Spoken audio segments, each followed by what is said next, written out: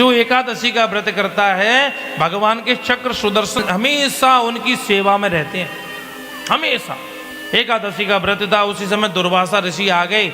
अम्बरीश ने हाथ जोड़ के कहा प्रभु यही प्रसाद ग्रहण करना।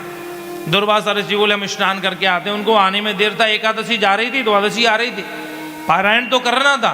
तो ब्राह्मणों ने कहा एक काम करो, भगवान का चरणामृत लेके पी लो, पारायण हो जाएगा।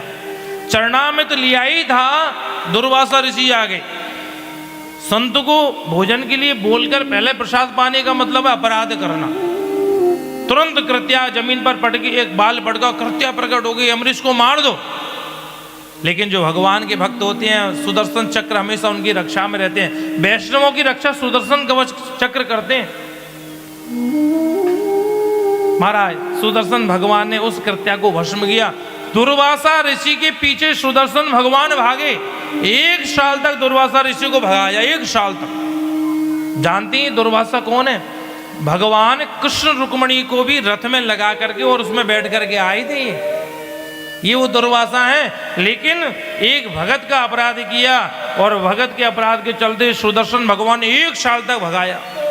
भगवान नारायण के पास प्रभु मेरी रक्षा करो। भगवान ने कहा भैया तुमने मेरे भक्त की अपराध किया, वही क्षमा करेंगे तुम्हें। 1 साल के बाद आए और यहाँ अम्बरीश जी अपने हाथ में चरणामृत लेके खड़े हैं, चरणों में गिर गए। अम्बरीश ने हृदय से लगा लिया, प्रभु उल्टी गंगा क्यों बहा रहे हो? संतों के चरण हमारा सिर होना चाहिए।